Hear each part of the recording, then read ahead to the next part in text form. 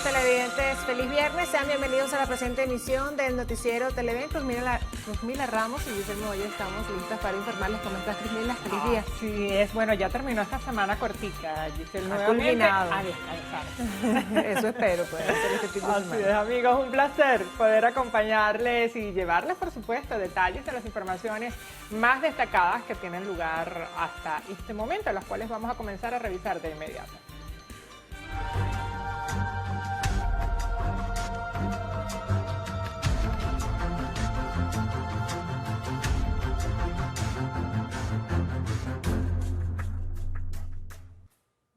Las tropas rusas ocuparon este viernes la mayor central nuclear de Ucrania y de Europa tras un ataque que provocó un incendio sin consecuencias en los niveles de radiactividad.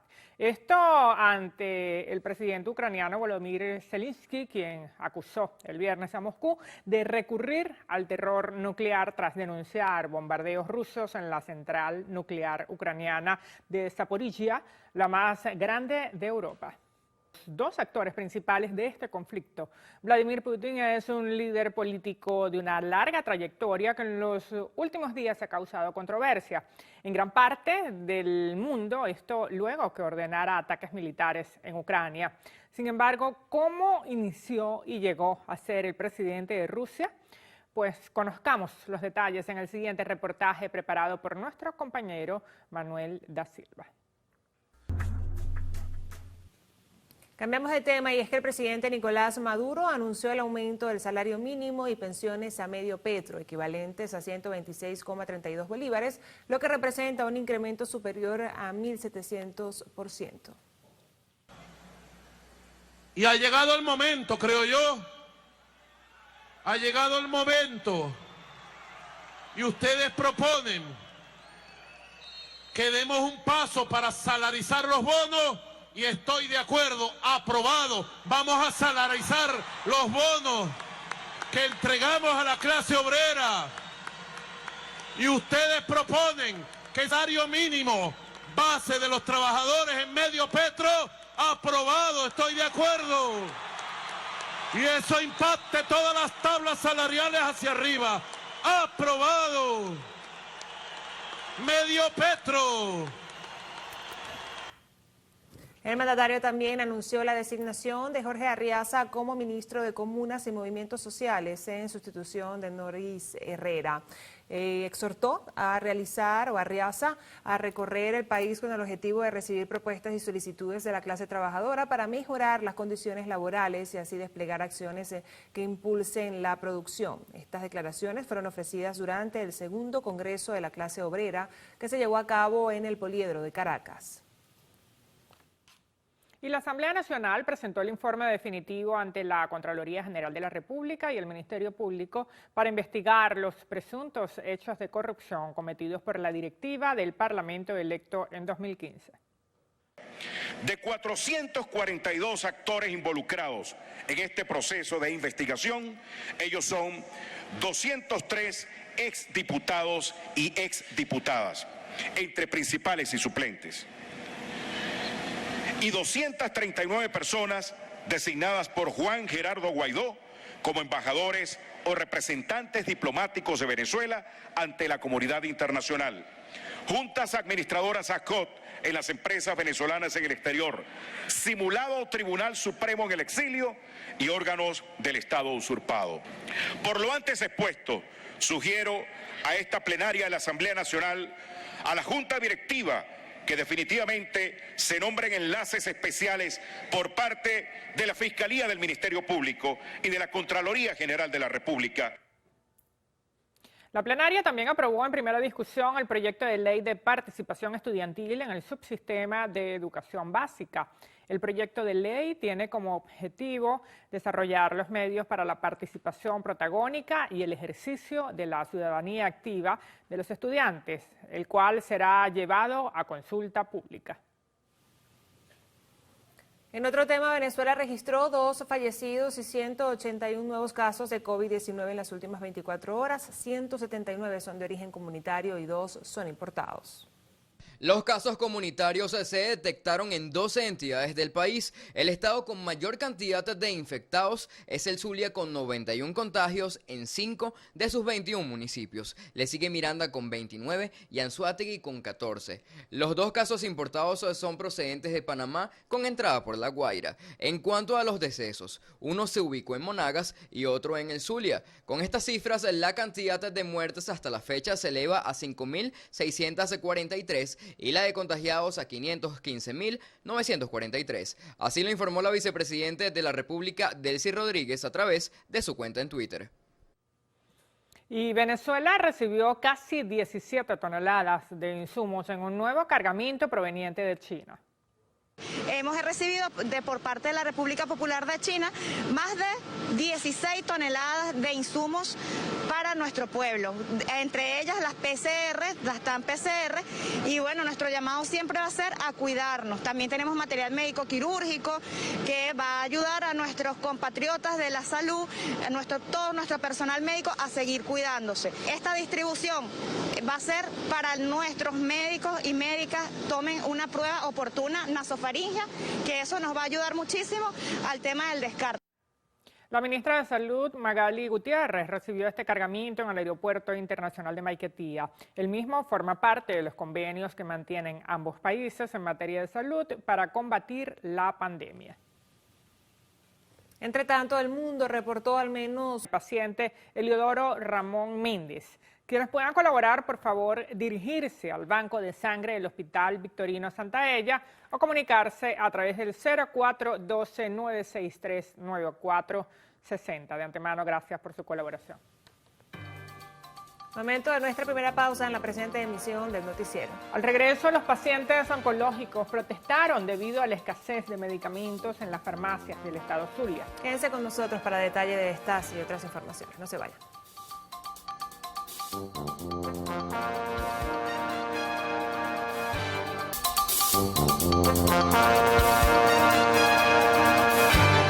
Hablamos de sucesos de múltiples disparos y puñaladas asesinaron a un comerciante mayorista del mercado de Coche. Mauricio Cruz se encuentra en la Medicatura Forense de Bellomonte y nos amplía la información. Hola, gracias por el contacto. Los familiares de Siober José Velázquez, de 28 años, localizaron su cadáver luego de 2 semanas sin saber de su paradero. El cuerpo de la víctima presenta múltiples heridas por arma blanca y arma de fuego. La última vez que lo vieron con vida fue el pasado sábado 19 de febrero y de acuerdo al informe forense, lo asesinaron a altas horas de la noche del domingo 20 de febrero. Los familiares de Velázquez les exigen a las autoridades que se haga justicia.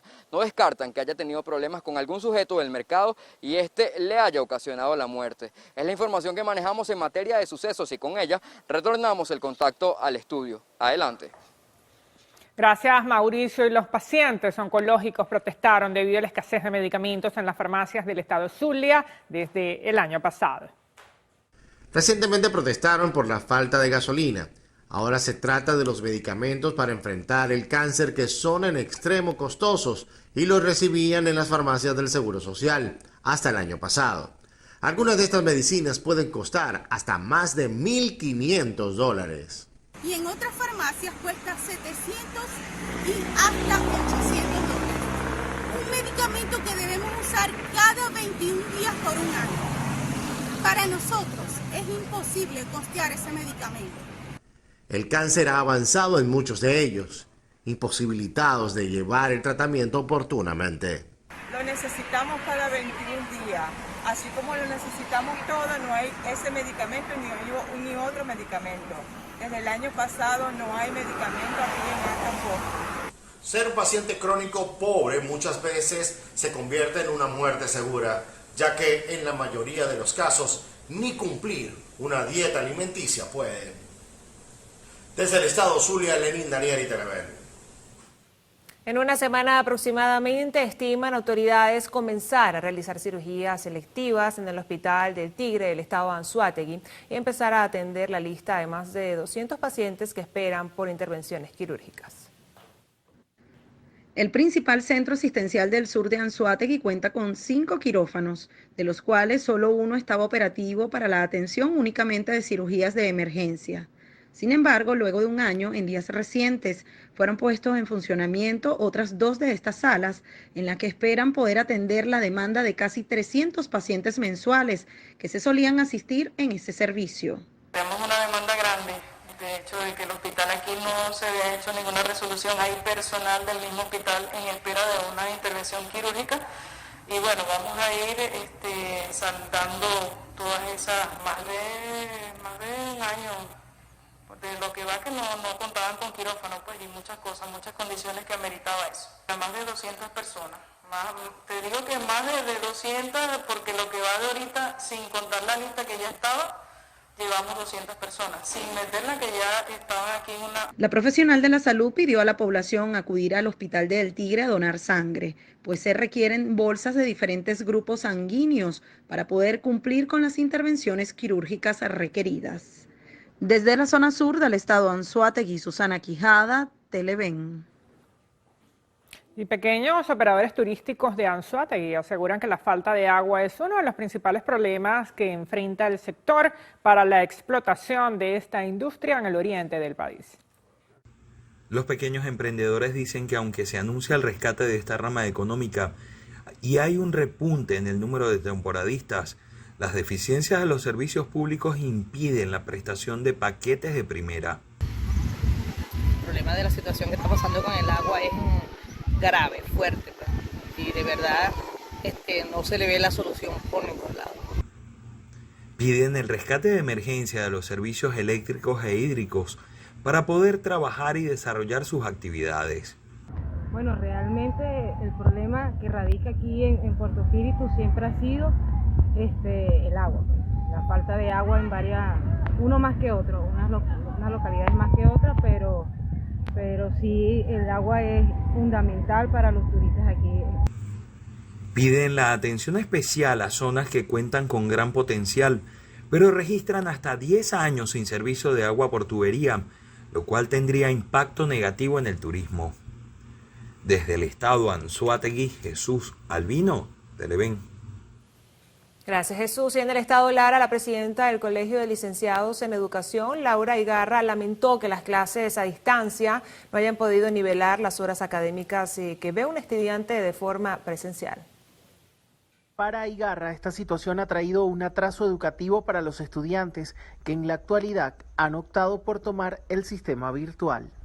No es factible, no ha contribuido mucho en el sistema educativo, en el desarrollo. Primero porque hay zonas que no tienen internet, no tienen telefonía fija, no tienen herramientas, no tienen cómo desarrollar pues estas actividades. Y muchos docentes pues no tienen ni siquiera para pagar los datos de un teléfono para trabajar a través de internet.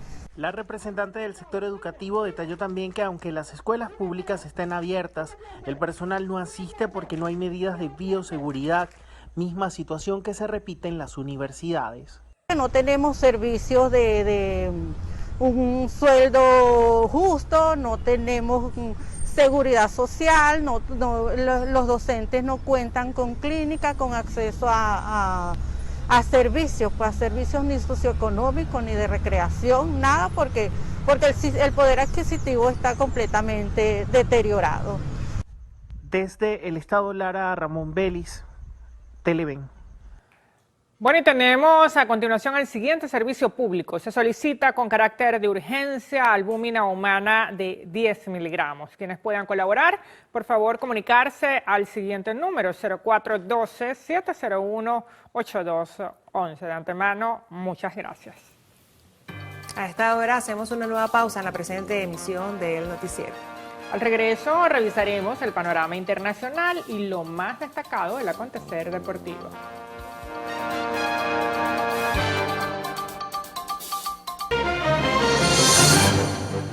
Iniciamos nuestro recorrido internacional en España, donde la Policía Nacional detuvo en Madrid a una venezolana que se encontraba fugitiva de la justicia argentina por presuntamente pertenecer a una organización ilegal, además de haber cometido estafas. De acuerdo a lo informado por la policía española, la mujer es acusada de haber integrado una organización criminal de alcance transnacional con fines lucrativos y que cometía delitos patrimoniales, fraudes y extorsiones con medios informáticos y el sistema bancario, razones por las cuales tenía orden internacional de detención, así como una notificación roja de Interpol. Se trata de la primera detención de una persona fugada de la justicia dentro del proyecto internacional de localización de prófugos de América Latina, que se enmarca en un programa de cooperación policial internacional denominado Pacto. Nos trasladamos a Brasil, donde el gobierno de Jair Bolsonaro acordó conceder visados humanitarios a los ucranianos y apátridas que escapan de la invasión rusa. La visa humanitaria tendrá una vigencia de 180 días, mientras que el permiso de residencia será por 2 años. El mismo podrá ser solicitado por ucranianos que ya se encuentren en Brasil, independientemente de la condición migratoria con la que ingresaron al país. La medida llega pese a que la administración de Jair Bolsonaro ha evitado fijar posiciones en la invasión de Rusia a Ucrania, y la cual ha dejado centenares de muertos y cientos de daños a infraestructuras. 2 hombres armados fueron arrestados cerca de la embajada de Ucrania en Washington.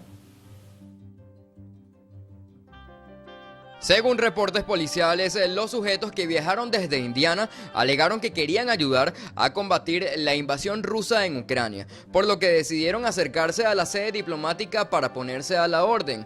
A los hombres les confiscaron un arma larga y 2 armas de puño, además de una vestimenta militar. Y en Pakistán, 56 personas perdieron la vida y cerca de 200 resultaron heridas producto de un atentado suicida ocurrido la mañana de este viernes cerca de una mezquita chiita al noroeste de esa nación.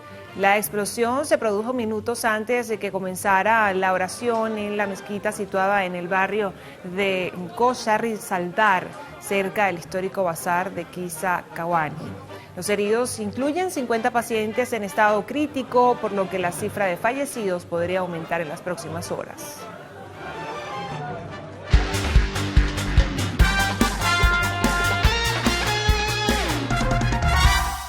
Bueno, iniciamos nuestro resumen deportivo contándoles que la esposa e hija recién nacida del futbolista venezolano Eric Ramírez ya se encuentran en Polonia luego de que huyeran de Ucrania por el actual conflicto con Rusia.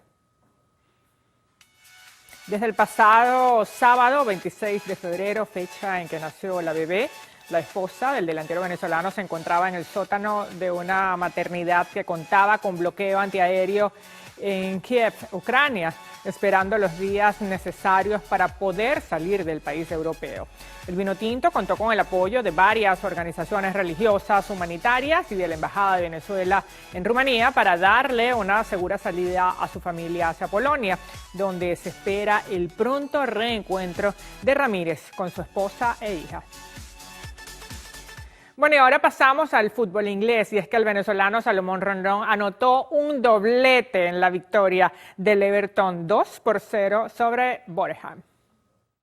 El gladiador vinotinto salvó a los Toffees de un desastre en la FA Cup ante el humilde conjunto de la quinta división y los clasificó a los cuartos de final con sus goles. Pese a la diferencia de categoría, el Everton no pudo imponerse en la primera parte ante un Boreham Wood que mantuvo su orden defensivo. En la segunda mitad, Rondón rompió el 0 en el marcador y anotó su primer tanto al minuto 57. Luego, a 6 minutos del final, el delantero venezolano completó su doblete con un gol de cabeza. Este es el primer doblete de Rondón con el Everton desde su llegada el pasado verano. Y seguimos con el fútbol venezolano. Ayer arrancó la segunda fecha de la Liga Fútbol en el empate 1-1 entre Caracas y el Deportivo Lara. Ambos conjuntos nuevamente empataron en su enfrentamiento. En esta ocasión igualaron en el estadio Farid Richa de Barquisimeto. Telasco Segovia abrió el marcador para el conjunto local al minuto 39 tras una gran jugada de Rubén Rojas. La primera parte culminó con el equipo larense en ventaja, pero apenas comenzó el segundo tiempo, Miguel Celis marcó el empate para el cuadro vileño y el marcador no se movió más. Y terminó en el tercer empate consecutivo entre ambos clubes. En otros resultados, Metropolitanos derrotó 2-0 a la UCB en un partido que tuvo polémica fuera de la cancha. Darwin Gómez y Robinson Flores fueron los goleadores del partido, que se empañó por la trifulca registrada entre dirigentes, técnicos y jugadores de ambos equipos en las gradas del Estadio Olímpico de la UCB.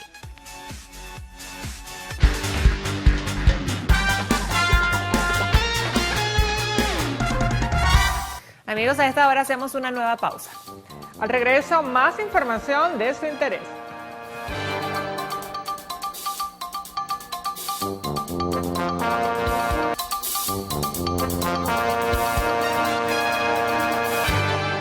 Actualmente, transitar por la calle Mirabal de Baruta es una odisea. Basura, escombros y roedores abundan en esta importante vía del municipio mirandino. Esta situación tiene por lo menos un par de años, según los vecinos de la calle Mirabal. Al principio se originó por un deslizamiento de tierras y luego la comunidad decidió tomar este sector como basurero para arrojar sus desechos diariamente. Esto nos trae enfermedades, nos trae contaminación para todos los que vivimos en esta zona. Botan animales muertos acá. Más de un perro que se les muere en la casa lo tiran acá. Cada vez que llueve esto es terrible. Esto es terrible, incluso está afectando ya las viviendas de acá abajo, porque toda esa basura que ha colapsado allí y que ha tapado todo ese sistema de drenaje va corriendo por toda la calle y eso va a salir precisamente allá a la residencia de Alarife. Ahí se congestiona. No, que definitivamente nos afecta porque acá los vecinos se le están metiendo las ratas.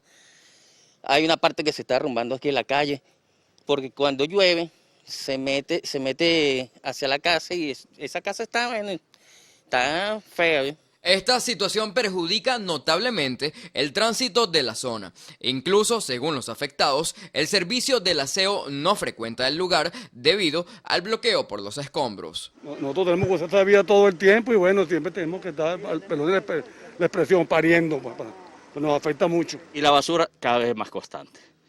Puede pasar Fospuca por encima, es más, ni el camión pasa, porque le cuesta pasar por el derrumbe para recoger la basura. Entonces, la calle es estrecha y con la basura, bueno, imagínate, uno que viene manejando se pone a que también te den un golpe o cualquier cosa. Otra denuncia que realizan los habitantes de la calle Mirabal es la falta de alumbrado público y de presencia policial, una situación que a su criterio solo favorece a la delincuencia. Mauricio Cruz, Televen. Gracias, Mauricio. Y el robo de cables CanTV dificulta las comunicaciones de telefonía e internet en la capital del estado Sucre. En Cumaná, las parroquias Valentín Valiente y Altagracia tienen 4 años sin el servicio de telefonía fija ni internet por causa de robo de cables. Este caso afecta a más de 70 comunidades de la primogénita del continente latinoamericano. Aproximadamente más de 1.200 personas afectadas por el servicio de CanTV. ¿Cómo les afecta esto en sus actividades cotidianas? Oye, tremendo, porque imagínate, todo nosotros lo hacemos a través de ahorita, en los estudios, en el trabajo, todo lo traemos a través de las redes. Y si no tenemos la conectividad a internet ni la telefonía, ¿cómo nos comunicamos? Los vecinos detallaron que esta situación afecta cada vez más la comunicación de las familias, las clases o estudios a distancias y quienes ejercen labores a través del internet, además de los comercios que requieren de estos importantes servicios. No es justo que hasta este momento nosotros continuemos padeciendo de la dificultad de no poseer telefonía y de no poseer internet. Nuestros niños están asistiendo a clases, nuestros muchachos también están asistiendo a clases y es dificultoso que nuestros familiares estén atravesando por este calvario que no ha permitido que le den solución estos señores al tema. CanTV estima modernizar la red de cables con tecnología de acceso en telecomunicaciones de fibra óptica GPON. En ese sentido, se espera que una comisión de la Compañía Anónima Nacional Teléfonos de Venezuela haga presencia en la ciudad para las evaluaciones técnicas. Así lo dio a conocer Francisco Flores, luego de ser atendido por la gerencia de CanTV en Cumaná. Desde el estado Sucre, Luis Chacón, Televen. Y a juicio del defensor de los derechos humanos, Rafael Narváez, la Corte Penal Internacional pudiera aplicar al Estado procedimientos de investigación por el poco avance en juzgar a funcionarios de alto rango por presuntos crímenes de lesa humanidad. El también coordinador por los derechos civiles expresó que la reparación del daño causado a familiares y víctimas de estos crímenes no es suficiente con condenar a funcionarios de bajo rango, por lo que considera que se hace necesario procesar penalmente a altos funcionarios civiles y militares sin privilegio alguno. Lamentó que el sistema de justicia siga incumpliendo con el memorando de entendimiento firmado con el fiscal de la Corte Penal, Karim Khan, durante su visita al país. El salario mínimo será anclado al valor del petro que varía en el mercado. Así lo dio a conocer el presidente de la Comisión de Economía y Finanzas, Asamblea Nacional, Jesús Farías. Además, aseguró que continuarán aumentando el salario. Daniel Álvarez con los detalles. Te escuchamos, Daniel. Hola, buenas tardes, estudios, y a todos los que nos sintonizan a esta hora. Con motivo del aumento del sueldo mínimo a medio petro, que son más de $30, nos trasladamos a la Asamblea Nacional para conocer las impresiones de la Comisión de Economía y Finanzas. El presidente de esta, Jesús Farías, nos indicó que el país cuenta con las reservas necesarias, tanto en recaudación fiscal como petrolera, para poder sustentar o financiar este alza del aumento mínimo mensual. Él indicaba que van a estar muy atentos a lo que calificó como acciones especulativas que se darían una vez se aumenta el salario mínimo. Pero vamos a escucharlo. Tenemos la capacidad financiera para atender las necesidades de la población. Eso ha sido suficientemente analizado, suficientemente evaluado. No es una decisión irresponsable, una decisión que está sustentada en las realidades. ¿Cuál es la realidad? En primer lugar, nosotros llegamos en diciembre a producir 1 millón de barriles diarios. Eso es una cifra muy importante. Diputado, en cuanto al aumento del salario, se anunció que era medio petro. ¿Este monto ya conocen ustedes si va a ser fluctuante como el petro o va a ser como en el pasado, que fue un monto y allí se quedó? No, el medio petro está definido claramente como $30. El petro todavía tiene $60 de equivalencia. Y nosotros vamos a seguir aumentando los salarios. Esta es una medida que estamos adoptando, se está adoptando en estos momentos, gracias a las mejores condiciones en las que nos encontramos. También pudimos conversar con el economista Henkel García. Él señalaba que la clave para que no se genere inflación en el país luego de esta medida es que Venezuela tenga sustento para poder financiar el aumento del ingreso mínimo mensual. Vamos a escucharlo. Lo relevante es la manera por la cual se va a financiar ese aumento de salario. En el pasado se recurrió a la emisión monetaria por parte del Banco Central de Venezuela, lo que desencadenó en una espiral inflacionaria y después posteriormente hiperinflacionaria. Acá se nos dice que va a ser a través de la recaudación fiscal por la cual va a ser pagado este salario. Ojalá sea así. Asimismo, Farías condenó las sanciones estadounidenses y de la Unión Europea que se dieron contra la Federación Rusa. Al ser consultado sobre si esto afectará a los recursos que tiene Venezuela en los bancos rusos, este dijo que buscarán las formas de evadir las sanciones, como palabras que él mismo dijo, pues lo han hecho hasta el momento. Es la información que tenemos hasta ahora y la invitación que le hacemos a ustedes. Gracias, Daniel. Es momento de una nueva pausa. Al regreso, lo mejor del entretenimiento y la farándula en lo actual.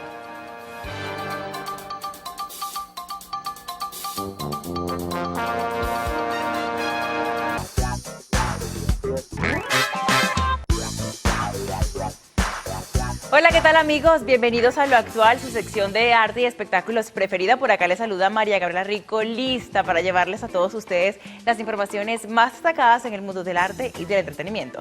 Recuerden que para estar en contacto con nosotros deben interactuar a través de nuestras redes sociales, @loactual en Twitter, @loactual_TV en Instagram y por supuesto mi cuenta personal, @María Gabriela Rico. Dicho esto, comenzamos las noticias de arte y espectáculo contándoles que San Luis regresará a los escenarios con la gira de Vuelta en Casa. Tras años de ausencia en los escenarios venezolanos, el dúo integrado por Santiago y Luigi Castillo anunció su retorno con su tour, con el que visitarán ciudades como los fanáticos de San Luis, incluyéndome. Y hablando de buena música, quiero contarles que Alejandro Fernández enamoró a todos los venezolanos con su tour hecho en México. Uno de los grandes, sin duda alguna, Camilo y Carlos siempre están sorprendiéndonos con sus nuevas producciones. Pero ahora quiero hablarles sobre la reconocida cantante colombiana Gracie. Y de esta manera, amigos actuales, finalizamos las informaciones de arte y espectáculo. Los invito a continuar en sintonía de Televen con mis compañeras del noticiero. Gracias, Mari. Veamos a continuación un resumen de las noticias más importantes de la semana. Nuestro compañero Jonathan Cárdenas nos tiene preparado el siguiente material. Tus ganas de llorar.